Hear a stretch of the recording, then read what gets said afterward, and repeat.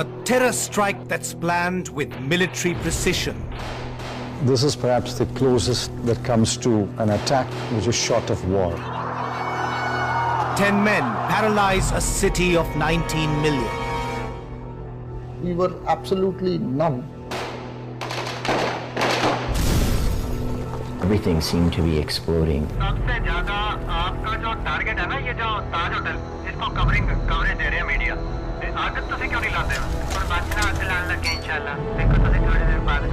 A definitive account of a 60-hour siege that takes India's largest city by storm.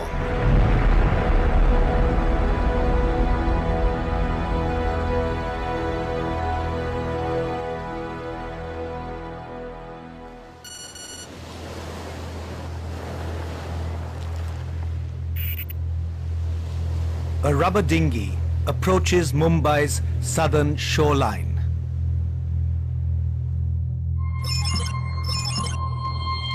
Ahead, the fishermen's colony is unusually deserted.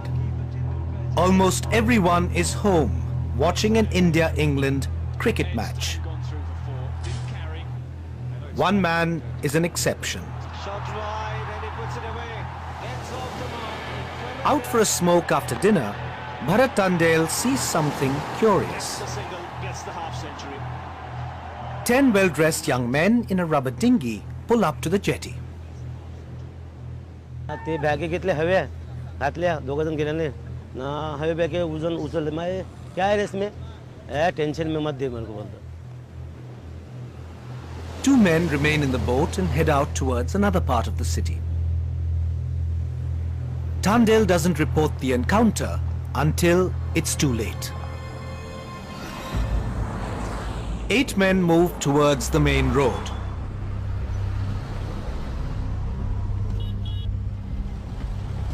It's another night in the city, but that will soon change.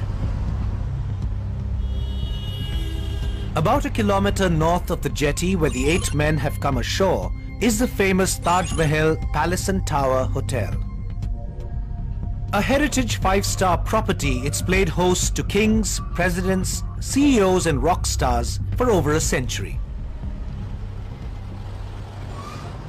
Taj guest John Fesco is in Mumbai on business. He's taking the night off to show his girlfriend Dara Huang around. It's her first time here and she's excited to get a chance to explore the city.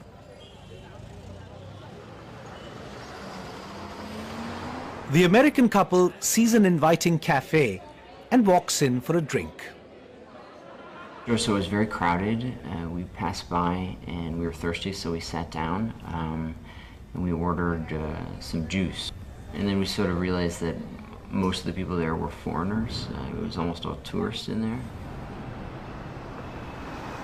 2 men with rucksacks approach the cafe. No one spares them a second glance. John and Dara have no idea that the 2 men outside are about to change their lives forever. I remember thinking that it's a bomb. That was my first reaction. And then everything seemed to be exploding. So I wanted to get onto the ground.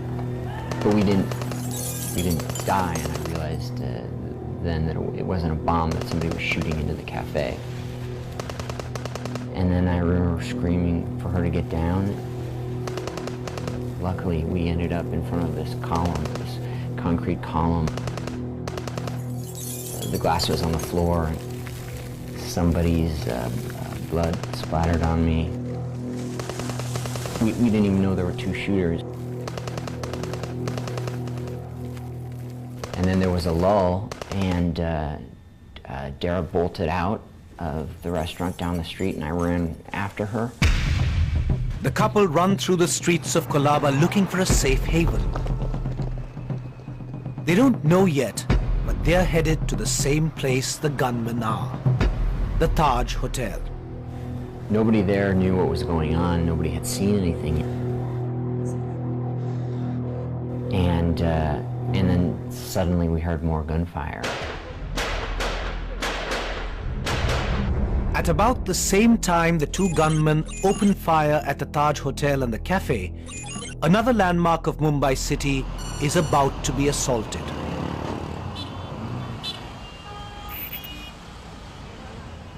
At the Chhatrapati Shivaji terminus, two men with rucksacks get out of a cab and enter the train station. The driver doesn't know they've left a deadly package behind. It's a bomb that's set to explode in an hour's time. Almost 3.5 million people pass through this station every day. The platforms are overcrowded this evening. The two men walk towards a washroom.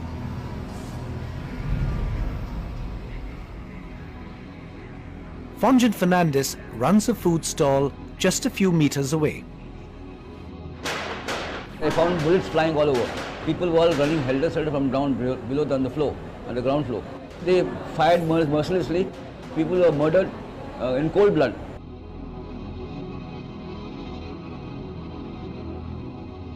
Constable Jilu Yadav is on duty on the other side of the station. He hears gunfire and rushes over. जब मैं यहाँ आया तो मैंने देखा कि वहाँ जो है प्लेटफार्म के 4 नंबर के सामने बैठ के वो अपनी मैगजीन भरा था, तो मैंने सिपाही को इशारा किया कि क्या देख रहे हो, मारो उसको। तो उसने फायर नहीं किया, तो मैं उसके पास दौड़ के आया, मैंने उसकी राइफल ली और मैंने फायर करने के तुरंत बाद वो मेरे ऊपर एकदम फायर करने लगे।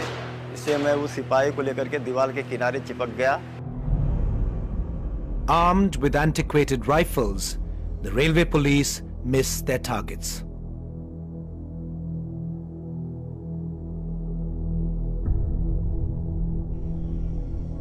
The gunmen leave behind 58 dead and 108 wounded.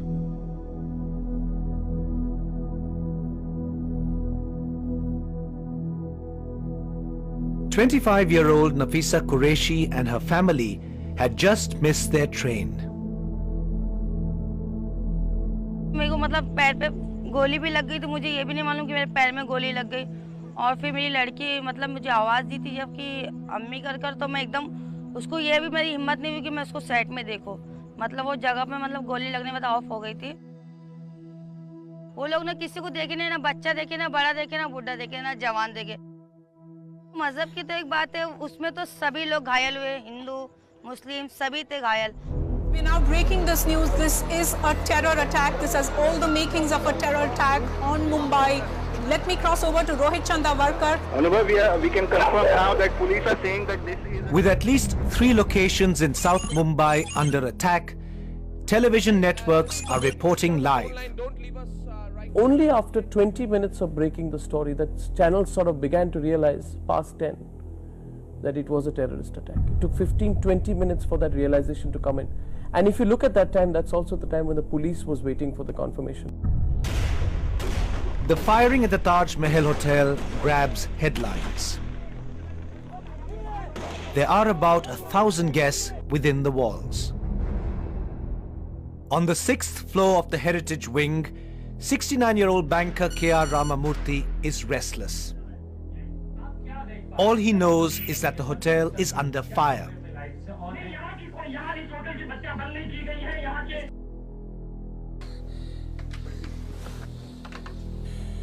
Ramamurthy calls home to tell his family he's safe, but he's not so sure. Someone's at the door. Within seconds, there are gunshots. He runs into his washroom, but before he can lock it, 2 men break open the door. Ramamurthy is taken hostage. Over the next 2 hours, he watches as the gunmen turn his room into their command center.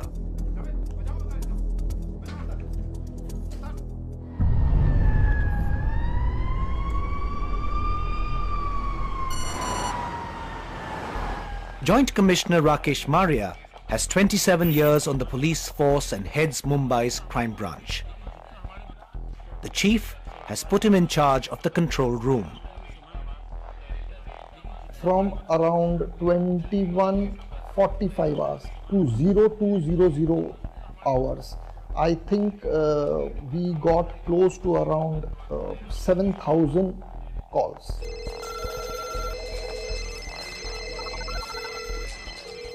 I'm talking of calls only relating to terrorists. The terrorist noted here, a suspected person there, a motor vehicle or a motorcycle laden with explosives there. So control room's job was to send and dispatch forces to all these locations, 7 to 8 calls per minute. Reports flood in. The taxi that left the train station an hour ago blows to bits near the airport, killing the driver and a passenger. Another cab explodes at the docks, killing 3 and leaving 19 injured. A bomb goes off at a petrol pump near Leopold Cafe. The Oberoi Trident, a 5-star hotel, and Nariman House, a Jewish center, are also under attack.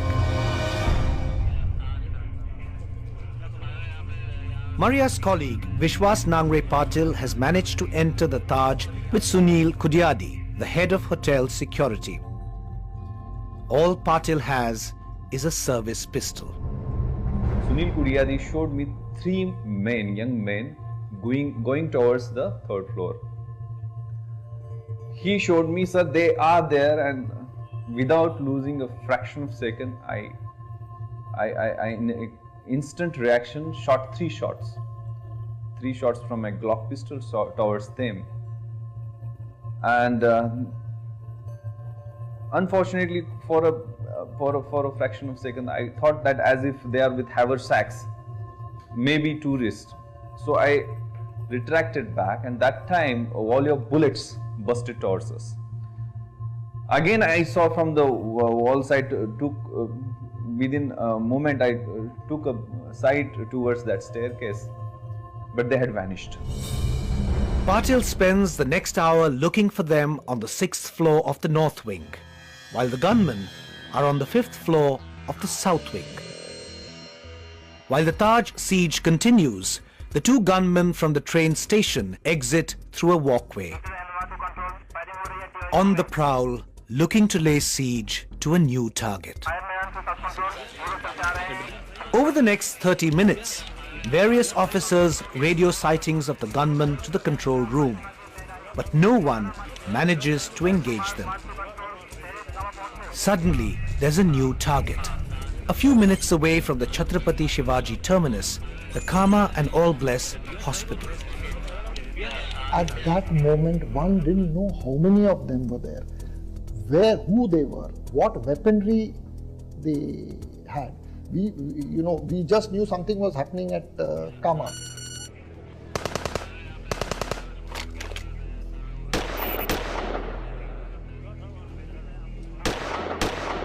Maria's counterpart in the state anti-terror squad is Hemant Karkare. He rushes to the rear entrance of the Kama hospital. Armed with carbines and service pistols, 8 policemen are in a fierce gun battle inside, but they're severely injured, in need of backup. There was force there, and Mr. Karkare spoke at about 23:58, and they were planning to enter Kama. The gunmen keep the police at bay, outgunning them with their AK-47s and hand grenades. The hand grenades is what made the difference, because the moment they encountered any obstruction or they were not allowed to come out from a certain location, they lobbed hand grenades. The rear gate is secure, but the gunmen could slip out from the other exit in the front. Karkare asks the control room for reinforcements, but he doesn't wait.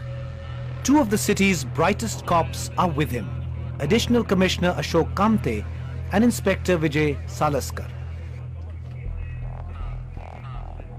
Armed with AK-47s, the 3 men jump into a police car and head for the front entrance of the hospital. It will prove to be a costly mistake. Unknown to them, the gunmen have already left the complex. Karkare and his team are heading right for them. A witness watches from a 14th floor window. I heard a car coming from this way, like suddenly stopped. So as I heard the sound, I went onto the window to see what actually happened.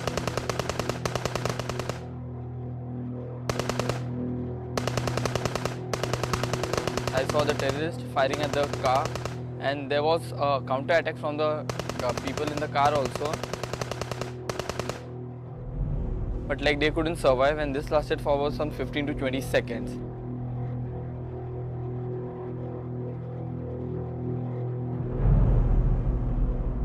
They both came near the car, they took out the bodies, they sat in the car, and they just zoomed off. When the information came that 3 of them are dead, you know, we were absolutely numb. 3 of the city's brightest officers are dead. An unknown number of gunmen are at large, armed, deadly, and intent on killing. And the police have no idea where they'll strike next.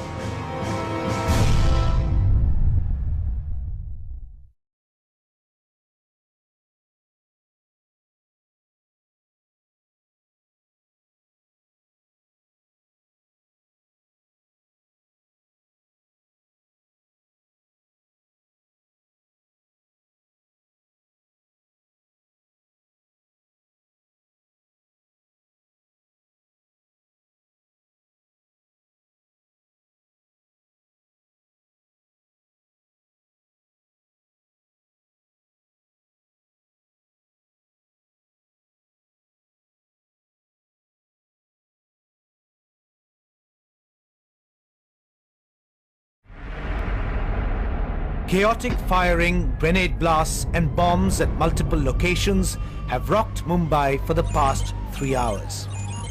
Apprehension grips the city. A police van comes out of the alley near Kama Hospital. No one knows that inside are the 2 gunmen who have just killed 3 of the city's finest cops. TV crews capture the moment when the gunmen open fire.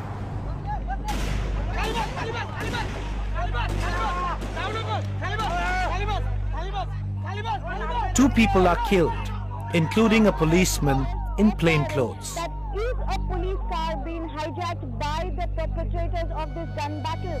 This is the biggest fear.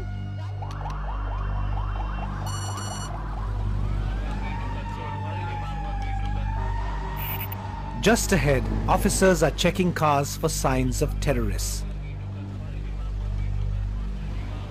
Sanjay Govilkar had left for the day, but he returns to join his colleagues in the line of duty. Wireless message पे हमें लगातार ये message मिल रहे थे कि ताज ओबेरा VT में firing हो रही है. वहाँ पे काफी टेंस माहौल था.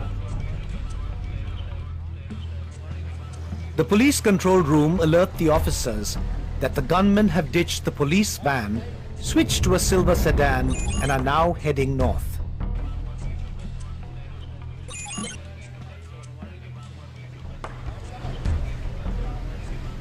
रात के 12:30 बजे एक स्कोडा गाड़ी आके रुक गई.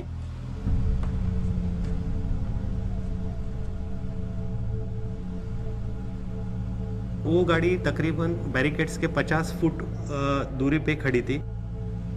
इमीडिएटली हम लोग चिल्लाए तो उन्होंने विंडस्क्रीन पे वाइपर से पानी चालू किया और पानी चालू करके अंदर का कुछ भी नहीं दिख रहा था. तो हम लोग जैसे ही चिल्ला के थोड़ा आगे जाने लगे तो इमीडिएटली उन्होंने गाड़ी राइट टर्न लेके यू टर्न लेने की कोशिश, पर अनफॉर्चुनेटली वो गाड़ी डिवाइडर पे आके रुक गई. वहाँ पे 2 टीम हो गया. One police team armed with pistols moves towards the right of the car. Govilkar, who is unarmed, stays to the left.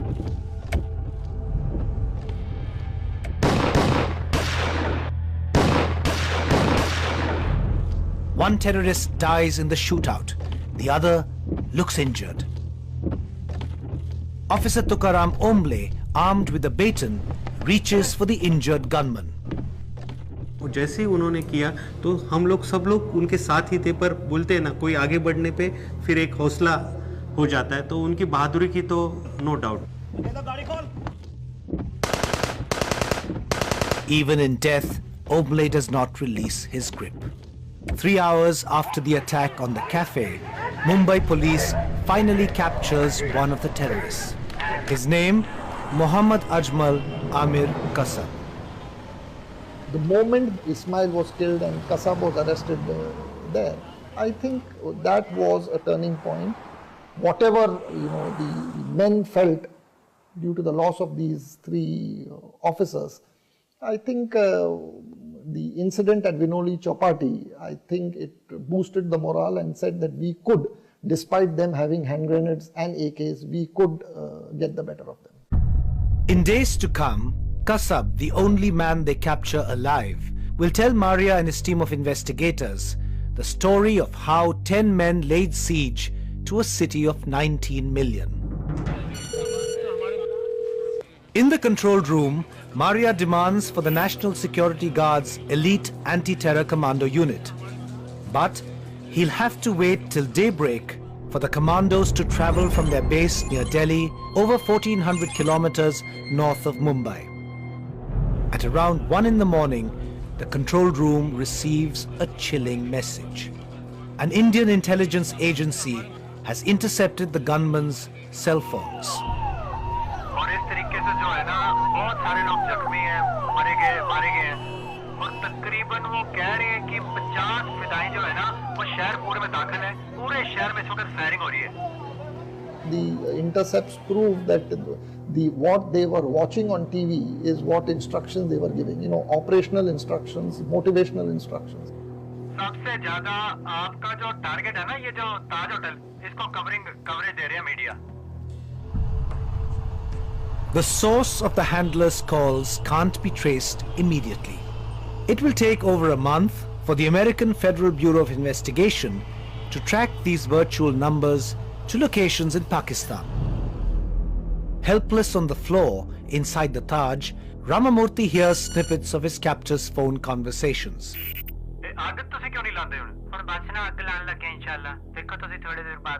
The gunmen also bring in 4 Taj staffers as hostages.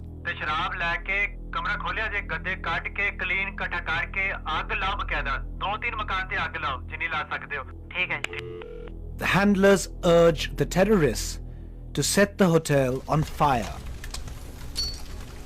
They know the dramatic images of the burning Taj will grab media attention. Incredible pictures there, and quickly the events unfolded. We saw the smoke billowing out of the Taj Hotel. The gunmen also use the fire as a strategic cover to change positions and reload their weapons. 4 floors below Ramamurthy, Patil sees terrorists prowling around on the top 2 floors of the Heritage Wing on closed-circuit TV. But he's not sure how many there are. On the basis of CCTV footage, which is covering only 1/4 of the area, it was not advisable to get correct figure of the terrorists. Patil tracks them till the terrorists notice the cameras and start smashing them. He contemplates storming the rooms, but he's told by the control room to hold off till the commandos get there. Security forces have evacuated almost 650 guests at the Taj, but no one knows how many are still trapped. Some of those rescued reveal to the media that the gunmen are targeting people with American and British passports.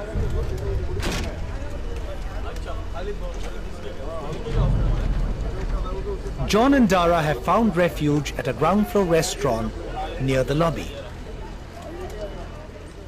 We heard a couple of bombs go off.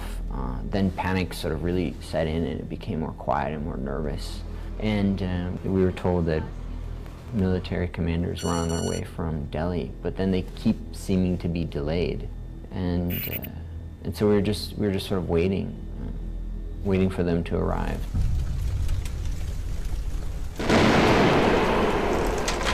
Suddenly, there's a sound of a huge explosion. The scariest part was we could hear the fire getting louder and louder. And we kept feeling the walls, they were getting hot. The explosion that John hears is a bomb on the 6th floor. Minutes ago, the terrorists had planted it near Ramamurthy's room. They then took Ramamurthy and 4 other hostages as human shields down to a room on the 5th floor.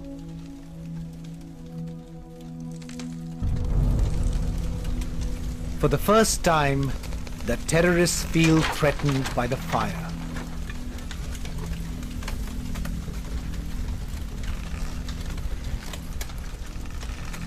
They abandon their hostages. This whole floor caught fire and the smoke started coming inside. The flames started coming inside of the CCTV room. So we took the decision to go out.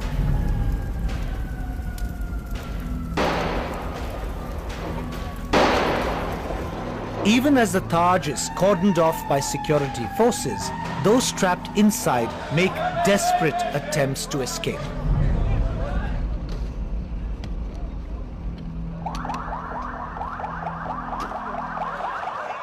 The fire brigade starts battling the blaze.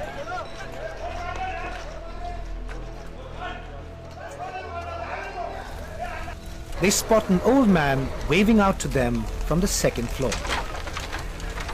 Fortunately, with some pressure, I was able to untie myself one hand. Then within 10 minutes, I saw the fire tenders, searchlight coming. Then I opened the window and shouted for help. So they took me around, helped me, and they said, "You are safe enough." 3 hours after capturing Kasab, Mumbai police start questioning him. This is the first time they will get an idea of just who they are up against. It was, I think, only around 3:30 in the morning when Kasab was questioned, where one realized that there were 10 of them. But again, it was his word against, it was just a pointer, but we couldn't take his word at face value. They were told that this is a Fidain team. See, coming 592 nautical miles from Karachi to Mumbai, entering into an alien country, opening fire. The instructions were open indiscriminate fire, kill as many as you can, take hostages, go to a higher location, a vantage location, stay put there, lay siege there and keep the forces at bay for as long as you can till you die. This was the brief given to them. It's been 8 hours since John and Dara have been trapped in the Taj Hotel. They still wait to be rescued. At one point we tried to go out, maybe around 5 or so, and there was a spray of gunfire in the lobby and everyone rushed back into the room and closed the doors and re-barricaded the doors. 10 gunmen have paralyzed India's largest city with guns, grenades and bombs. Mumbai desperately waits for counter-terror commandos to come to its rescue.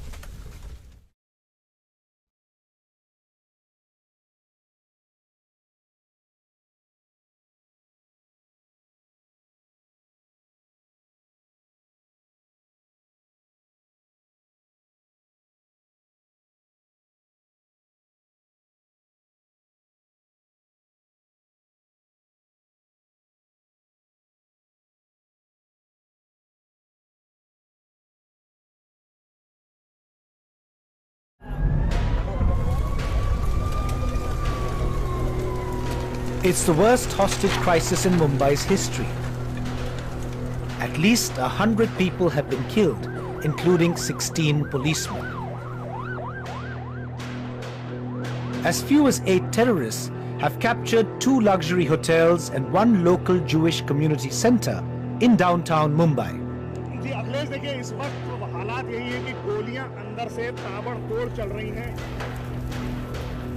Another set of pictures there of a very determined looking group. This is the special Almost 200 commandos from the National Security Guard finally enter a city on its knees.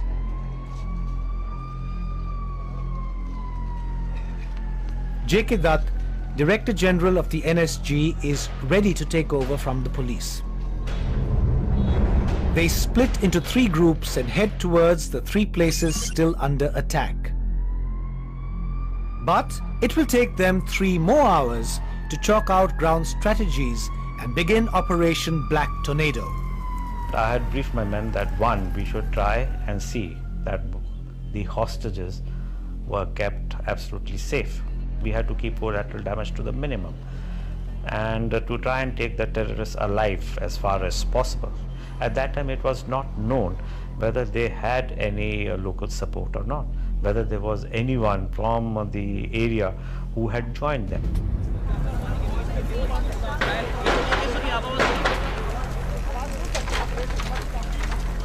Half the force take on the Taj Hotel.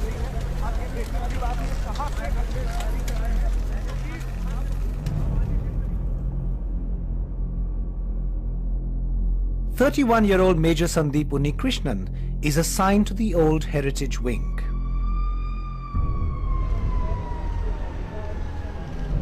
Almost 10 hours after they were trapped in the Taj, the staff get a message from the security forces that they can evacuate guests from the ground floor restaurant. John and Dara are finally out. I realized that it was Thanksgiving, and this is a very big holiday in America. It's about family and giving thanks for all the good things you have in life. And I started to cry, and there was just this overwhelming sense of relief that Dara was okay, that we made it out okay. But hundreds are still trapped inside. Meanwhile, a couple of kilometers away from the Taj, the commandos have begun to engage the gunmen holed up at the other luxury hotel, the Oberoi Trident. The media reports every minute of the operation as they see it. It is the 28th floor Trident Hotel. The army commandos have got up floor. They're going on a top-down approach. They've come from the 28th floor down to the 21st floor. Nariman House is a Jewish Chabad residence. A young rabbi lives there with his family. They, along with 3 Jewish guests and 2 Indian staffers, have been trapped inside for the last 14 hours. But the area is a potential killing field. It's densely built and packed with onlookers who could be caught in the crossfire. Sorry to interrupt you. This is the breaking news. We're trying to get you the first shots. Suddenly, news channels cut to an extraordinary scene. An Indian woman has just run out with the rabbi's 2-year-old son. But she doesn't know if anyone else is alive inside. Back at the Taj, it's been over 18 hours since the siege began.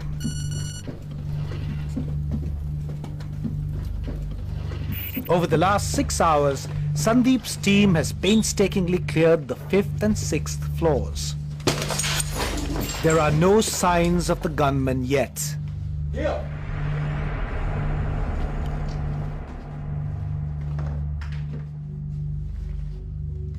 Just as the commandos approach a room on the 4th floor, shots ring out. In the encounter that follows, the gunmen hurl grenades. As the room blazes with fire, the gunmen disappear. Whenever they set fire to a room, and this happened after about 2 or 3 such incidents of setting fire, I felt that they were using this time to really rest and recuperate, or to rearm themselves or reload their weapons. Since the 4th floor shootout at the Taj, the gunmen's trail has gone cold. Major Sandeep Unnikrishnan and a team of commandos regroup in the lobby to start afresh. It's been almost 24 hours since the siege began. With people still trapped inside, the commandos try a different approach. They move towards the central staircase. They know they're exposed from all sides, but it's a risk they're willing to take. Sandeep, a veteran of counter-terrorist operations in Kashmir, leads fearlessly. It is a risk which he took, a risk which nobody teaches anyone, a risk which I believe comes out of a rich emotional account, emotional bank account. Sandeep and his partner make their way up to the first landing. Suddenly, they're ambushed. The NSG suffers its first setback. Major Sandeep Unnikrishnan has been fatally wounded.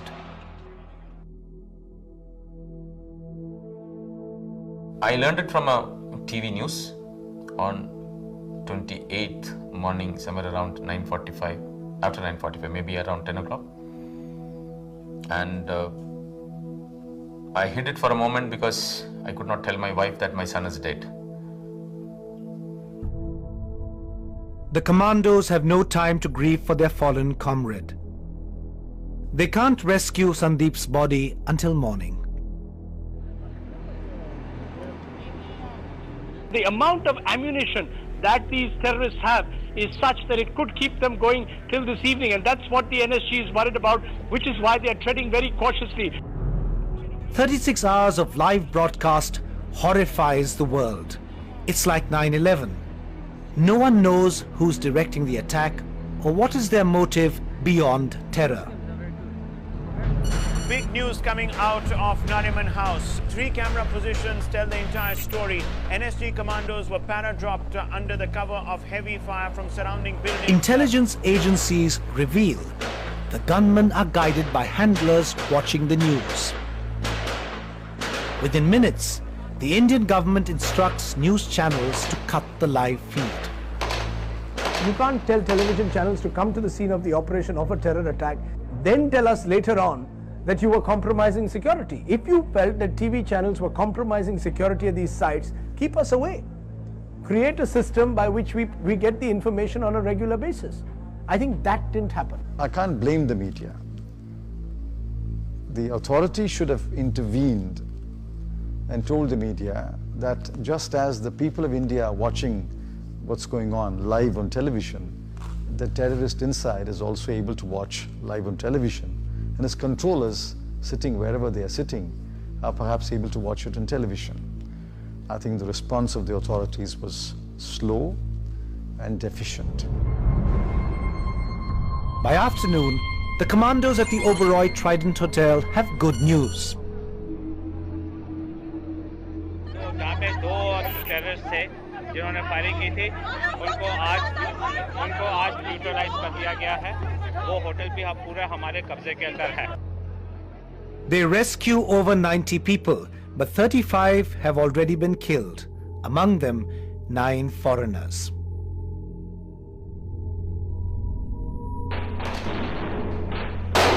At this point, the commandos know that the gunmen have killed all the hostages at Nariman House. They move in for the final assault. The battle lasts all day.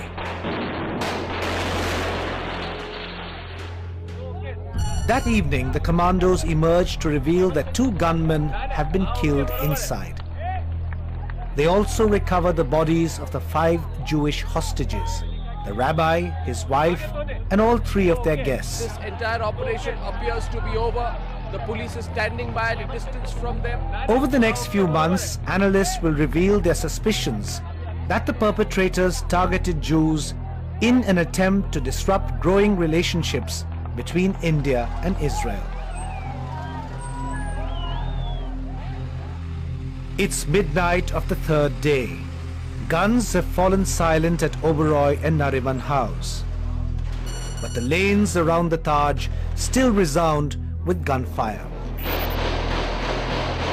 Snipers from the security forces outside the Taj seem to be targeting windows in the northern wing of the Heritage Hotel. It's been almost 40 hours since Operation Black Tornado began. The commandos managed to corner 4 gunmen between a bar near the lobby and a restaurant on the 1st floor. The gunmen have no hostages, but they're in no mood to surrender.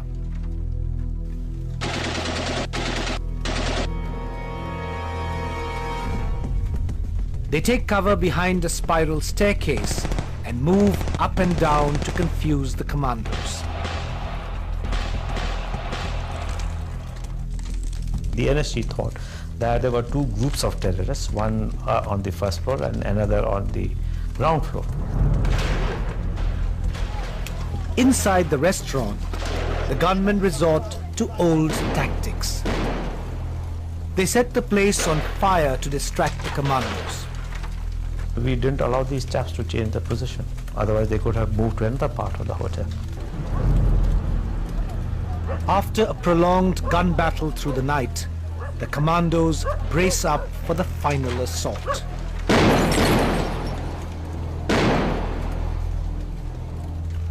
They launch grenades from all directions.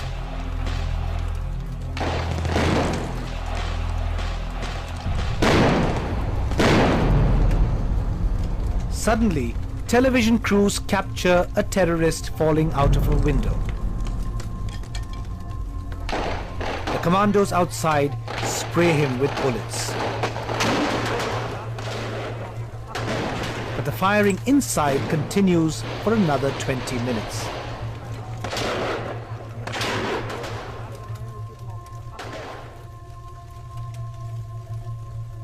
When the shooting stopped, there was no response to our shots from outside. We went inside and found these two bodies which were lying near the spiral staircase. So two were inside, one was outside. The fourth body we had not found. Once the fire is doused, the commandos will go on to recover the body of the fourth terrorist, buried under the charred remains of the restaurant. All in all, Mumbai police have killed 1 terrorist and the commandos have killed 8. Operation Black Tornado is over. The Taj is finally declared safe. The 60-hour carnage has killed 166 and injured 304 more. Only 1 terrorist out of 10 survives. He'll stand trial in an Indian court for crimes some charge are the equivalent of war.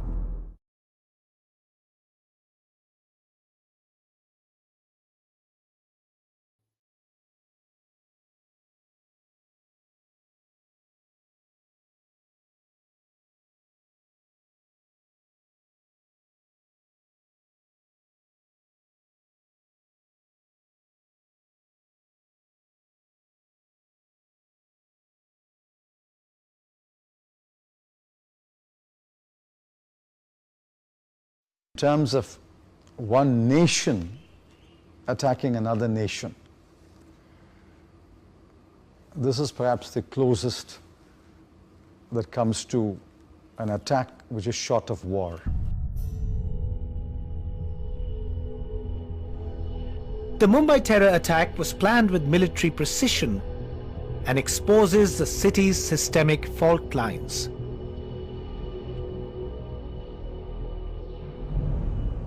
A state inquiry uncovers critical lapses in how the city was defended. Over 8 months, Indian intelligence agencies had fielded no less than 6 specific alerts signaling a seaborne terror attack on luxury hotels. Yet, the terrorists sail in unimpeded. I think the whole system was not sufficiently responsive, and intelligence was not being shared on a real-time basis, and there was no pressure to share intelligence, to come to conclusions. The inquiry also reveals the endemic failures of the state government and the Mumbai police. The city had already experienced terrorism, and yet the force lacked ammunition, training and staff. In the heat of the moment, senior police officers failed to coordinate their actions and deviated from standard procedures.